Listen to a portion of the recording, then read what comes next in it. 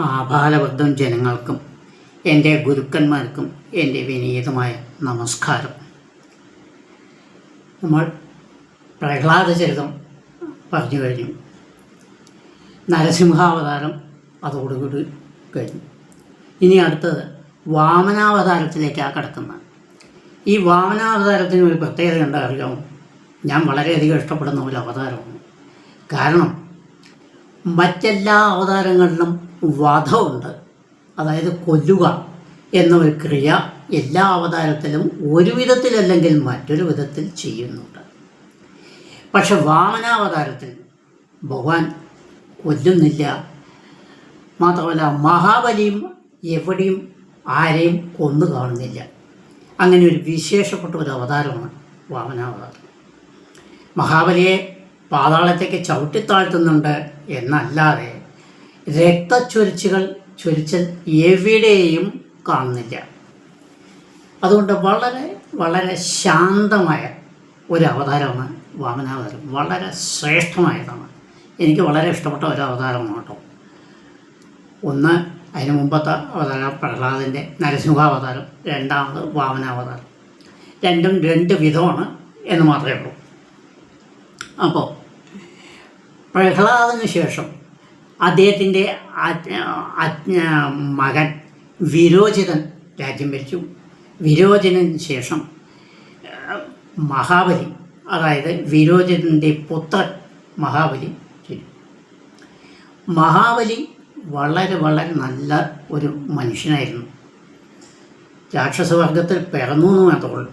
പക്ഷേ അദ്ദേഹം ദാനധർമാദികളിൽ ശ്രേഷ്ഠനായിരുന്നു. ഹിംസ ചെയ്തിരുന്നില്ല.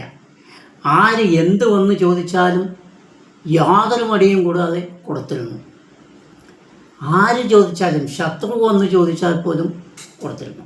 അത്രയും ശ്രേഷ്ഠനായ ഒരു മഹാനായിരുന്നു അദ്ദേഹം. അദ്ദേഹത്തിൻ്റെ ഭാര്യ വിന്ധ്യാവലി എന്നൊരു സ്ത്രീയായിരുന്നു. അദ്ദേഹം പറഞ്ഞതൊക്കെ അനുസരിക്കുന്ന ഒരു നല്ലൊരു ഭക്തിയുള്ള ഒരു സ്ത്രീയും ആയിരുന്നു. അദ്ദേഹം 1000 അശ്വമേധയാഗങ്ങൾ നടത്തി.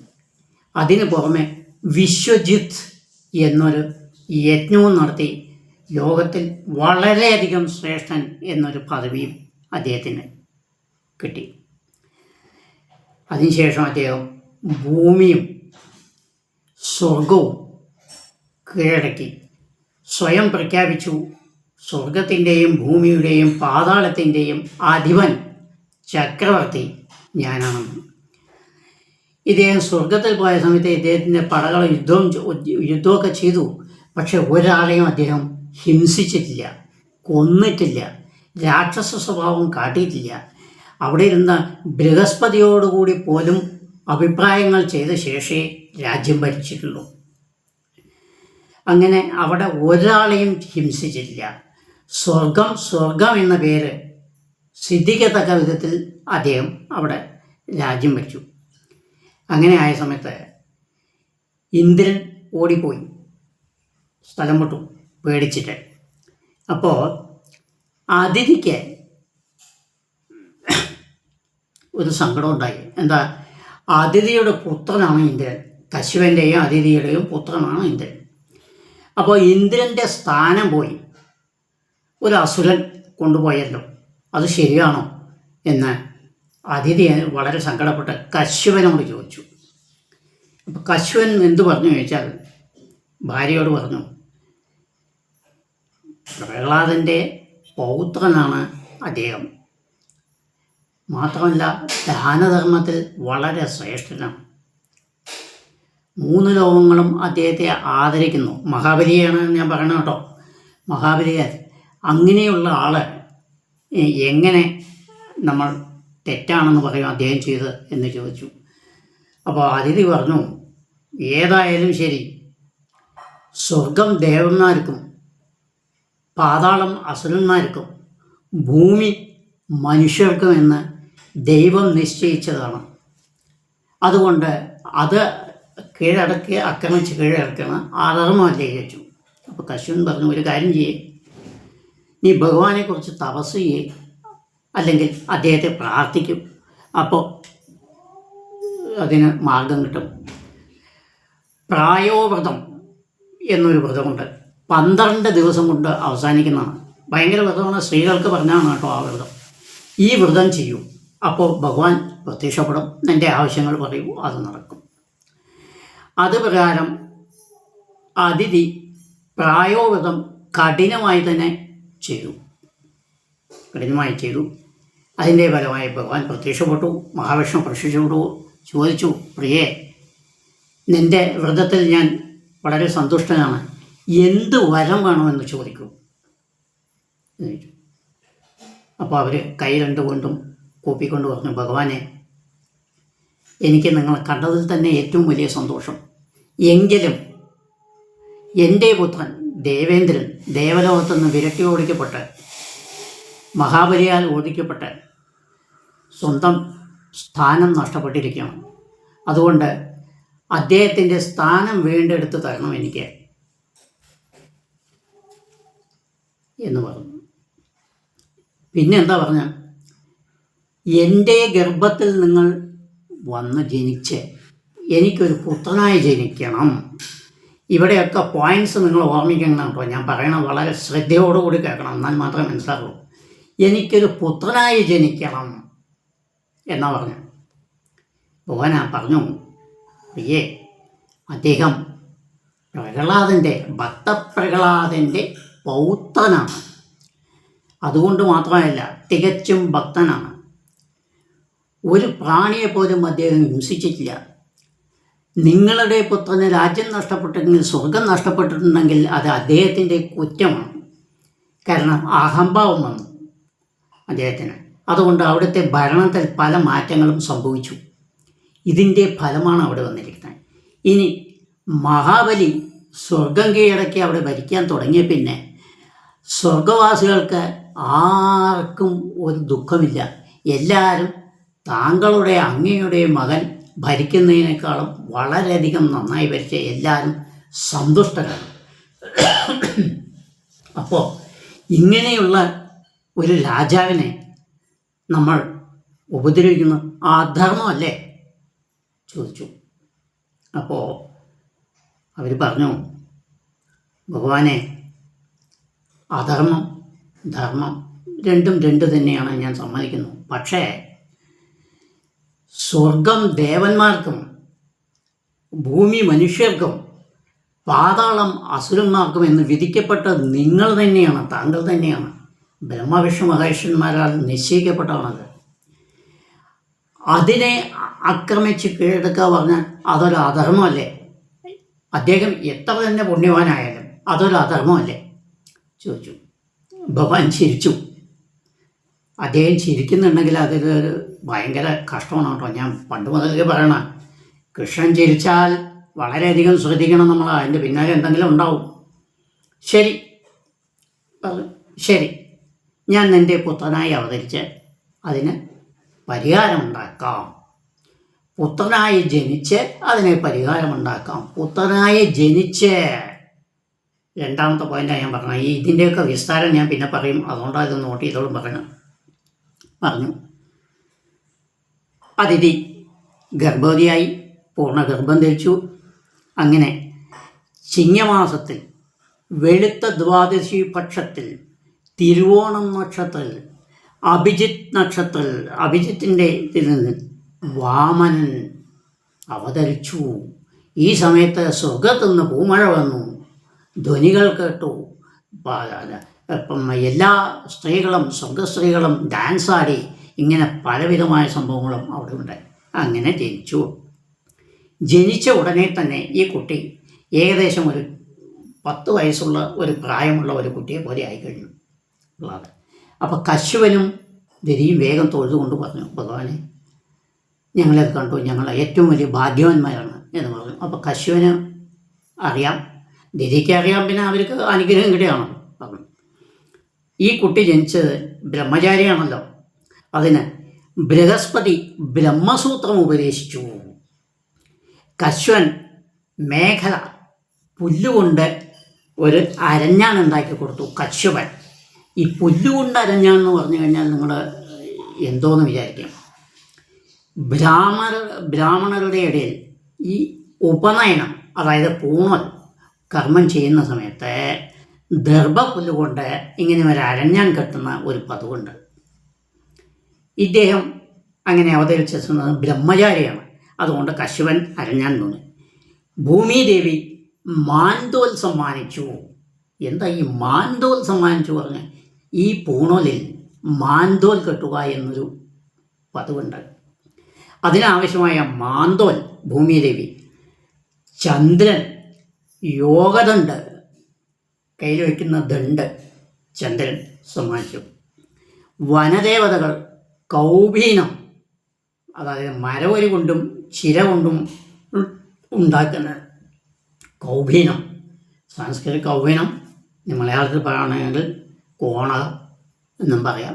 കുറച്ചുകൂടി മനസ്സിലാകുന്നതിന് വേണ്ടി ഞാൻ ഈ ഭാഷ ഉപയോഗിക്കണം.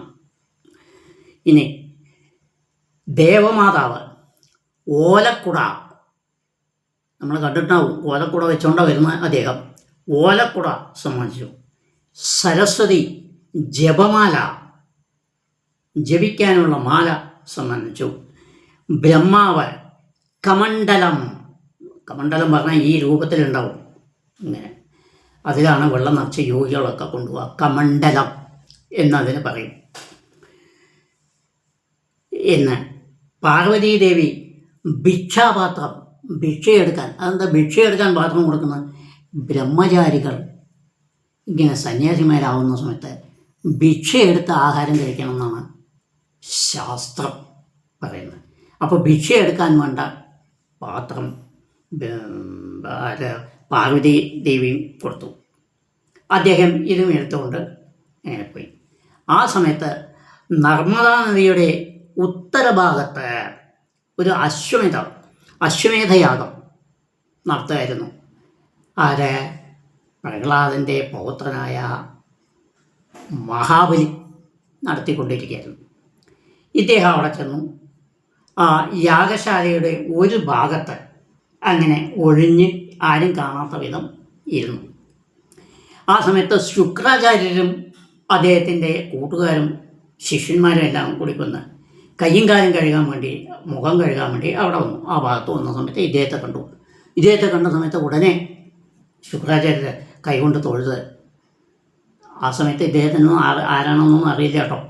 ഒരു ബ്രാഹ്മണൻ വന്നിരിക്കുന്നു എന്ന് വിചാരിച്ച് ഉടനെ അദ്ദേഹത്തെ എഴുന്നള്ളിച്ച് കയ്യും കാലൊക്കെ കഴിഞ്ഞ് യാഗശാലയ്ക്ക് കൊണ്ടുവന്നു. യാഗശാലയ്ക്ക് കൊണ്ടുവന്നിട്ട് ഇദ്ദേഹം വേഗം എണീച്ചു നിന്നു. മഹാബലി വേഗം എണീച്ചു നിന്നു. കൈകാലുകളൊക്കെ കഴുകി പുഷ്പം അർപ്പിച്ചു. എന്നിട്ട് ചോദിച്ചു, ബ്രഹ്മചാരി, താങ്കളെ കണ്ട ശ്രേഷ്ഠനാണെന്ന് എനിക്ക് തോന്നുന്നു. എന്തു വേണം? എൻ്റെ ഈ യാഗത്തിൽ വന്നതുകൊണ്ട് ഞാൻ വളരെയധികം അനുഗ്രഹീതനാണ്. അതുകൊണ്ട് എന്ത് വേണം എന്ന് ചോദിച്ചാൽ എന്ന് പറഞ്ഞു. എന്താവശ്യത്തിന് വന്നു എന്നും പറഞ്ഞു.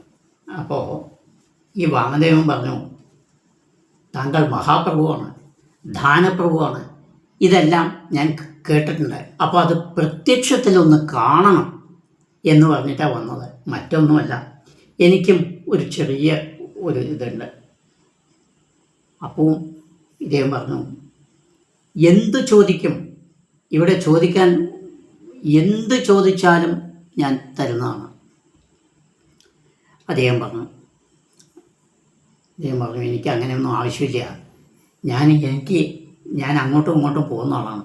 പക്ഷേ എനിക്ക് ഇരുന്ന് തപസ് ചെയ്യാൻ കുറച്ച് സ്ഥലം വേണം എന്ന് മാത്രമേ പറഞ്ഞുള്ളൂ.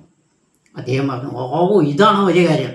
ഈ ഭൂമിയിൽ, എൻ്റെ ഭരിക്കുന്ന ഭൂമിയിൽ താങ്കൾ എവിടെയിരുന്ന് തപസ് ചെയ്താലും എന്തു ചെയ്താലും ആരും ചോദിക്കില്ല. അത് എനിക്കിഷ്ടമാണ്. അപ്പോൾ ഇദ്ദേഹം പറഞ്ഞു, അതെനിക്കറിയാം, അതുകൊണ്ട് തന്നെയാണ് ഞാനിവിടെ വന്നത്. പക്ഷേ എനിക്കതിൻ്റെ ആവശ്യമില്ല. ഞാൻ ബ്രഹ്മചാരിയാണ്, ഗൃഹസ്ഥാശ്രമിയല്ല. എനിക്ക് തപസ് ചെയ്യാനൊരു സ്ഥലം വേണം. ആ തപസ് ചെയ്യാൻ സ്ഥലം ഞാൻ എടുത്തുവെങ്കിൽ താങ്കളൊന്നും പറയില്ല, എനിക്കറിയാം.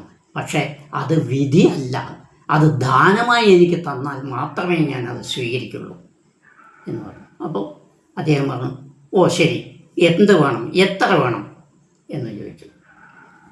അപ്പോൾ മാവേലി ചോദിച്ച സമയത്ത് അദ്ദേഹം പറഞ്ഞു, എനിക്ക് അത്രയൊന്നും വേണ്ട, 3 അടി, വെറും 3 അടി ഇരുന്ന് തപസ് ചെയ്യാൻ വേണ്ട സ്ഥലം മാത്രം എനിക്ക് തന്നാൽ മതി. മഹാബലി കൈകൊണ്ട് തൊഴുത് ചിരിച്ചുകൊണ്ട് പറഞ്ഞു, മഹാപ്രഭു, ഇതാണോ വലിയ കാര്യം? താങ്കൾക്ക് ഈ ഭൂമി മുഴുവൻ എടുക്കാം, എനിക്ക് ആക്ഷേപമില്ല. എങ്കിലും താങ്കൾ ഈ 3 അടി പറഞ്ഞത് താങ്കൾ സ്വയം അളന്നെടുക്കണം എന്നു. വാമൻ ആ സമയത്ത് ശുക്രാചാര്യന് സംഭവം മനസ്സിലായി. അദ്ദേഹം വലിയ ആചാര്യനാണ്. അദ്ദേഹം ഉടനെ അദ്ദേഹത്തോട് പറഞ്ഞു, ഇത് ശരിയല്ല.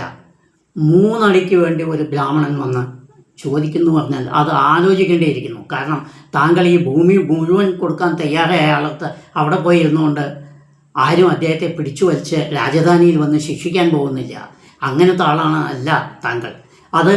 അപ്പോൾ അങ്ങനെയുള്ള സമയത്ത് ഈ 3 അടി എരന്നു വാങ്ങാൻ ഒരു ബ്രാഹ്മണൻ വന്നുവെങ്കിൽ അതിനെ ശ്രദ്ധിക്കണം.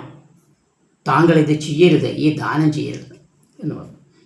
അപ്പോൾ ഇദ്ദേഹം പറഞ്ഞു, ഞാൻ വാക്ക് കൊടുത്താൽ കൊടുത്തതാണ്, എനിക്ക് ദാനമാണ് ഇഷ്ടം, അതുകൊണ്ട് അതിൽ നിന്ന് പിന്മാറാൻ പറ്റില്ല, പൊടിവാക്ക് പറയാൻ പറ്റില്ല എന്ന് പറഞ്ഞു. അപ്പോൾ ശുക്രാചാര്യരായതിന് മറുപടി പറഞ്ഞു, ബാലന്മാർ കളിക്കുന്ന സമയത്ത്, അതായത് കുട്ടികൾക്ക് കളിക്കുന്ന സമയത്ത്, നാരികളുമായി രമിക്കുന്ന സമയത്തും, അതായത് സ്ത്രീകളുമായിട്ട് രമിക്കുന്ന സമയത്തും, വിവാഹം ആലോചിക്കുന്ന സമയത്തും, പെൺകുട്ടികൾക്കും ആൺകുട്ടികൾക്കും വിവാഹം ആലോചിക്കുന്ന അങ്ങനെ ഒരു സന്ദർഭത്തിലും, മനസ്സറിയാതെ ധനനഷ്ടം, നമ്മളറിയാതെ ഒരു ധനനഷ്ടം വരുന്നു, അപ്പോഴും സംഭവിക്കുമ്പോഴും, ആപത്തിൽ നിന്ന് ജീവനെ രക്ഷിക്കാൻ ശ്രമിക്കുമ്പോഴും പൊളി പറയാം, അതായത് നുണ പറയാം എന്ന് ശാസ്ത്രത്തിൽ ഉണ്ട്. അതുകൊണ്ട് ഇപ്പോൾ നിങ്ങൾക്ക് നുണ പറയാം. ഇപ്പോൾ ഒരു ആപത്താണ് വന്നിരിക്കുന്നത്, രാജ്യത്തെ രക്ഷിക്കണം, രാജാവിൻ്റെ കടമയാണ്, അതുകൊണ്ട് നിങ്ങൾക്ക് പൊളി പറയാം എന്ന് പറഞ്ഞു.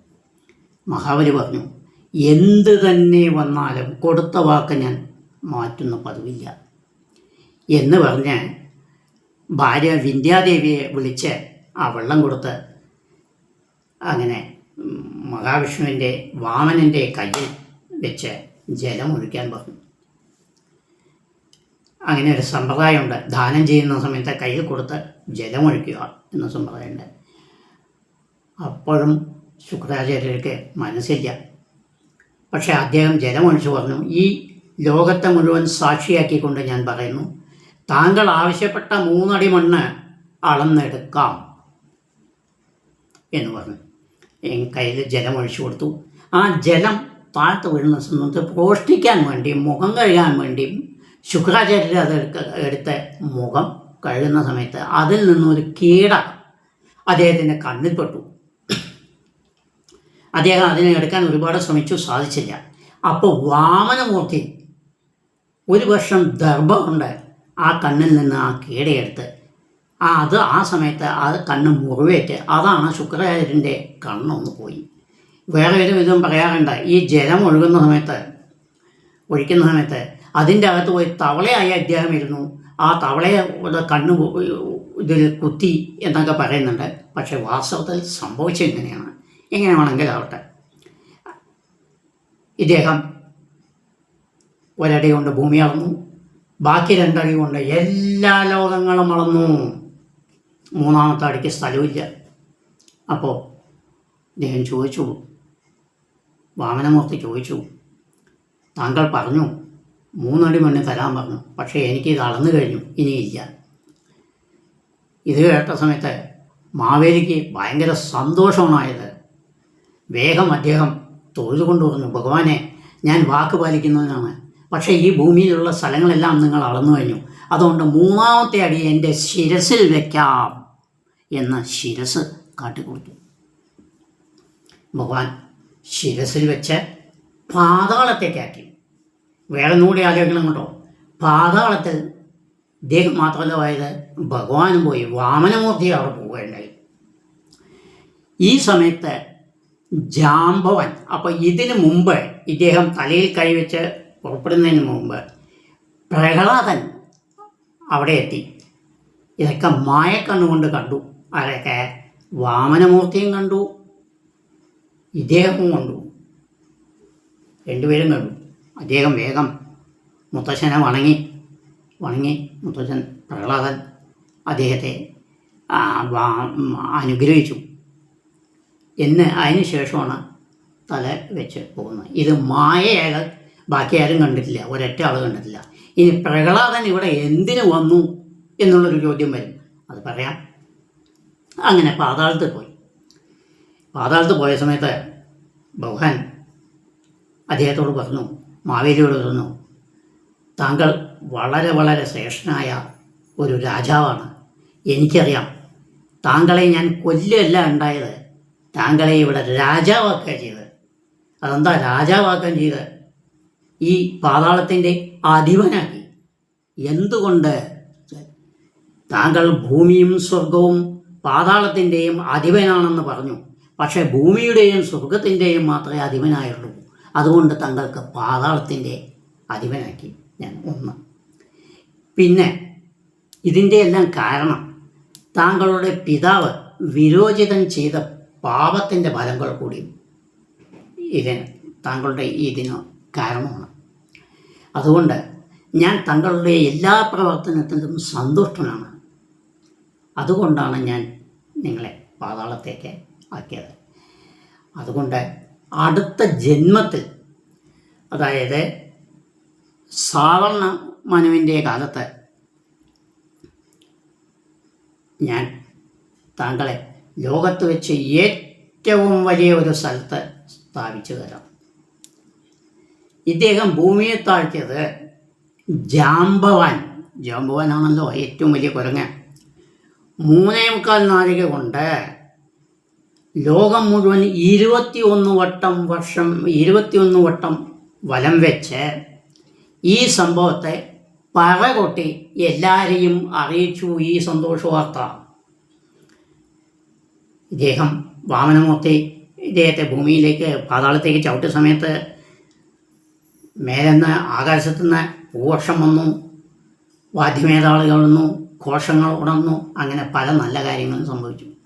അതിനുശേഷം അദ്ദേഹം ഭൂമിയിൽ തിരിച്ചു വന്ന് അമ്മയെ കണ്ടു. അതിഥിയോട് പറഞ്ഞു, താങ്കളുടെ മകന് ഞാൻ പറഞ്ഞ വാക്ക് പ്രകാരം 2 കാര്യങ്ങൾ ചെയ്തു. ഒന്ന്, മകനായി പറഞ്ഞു.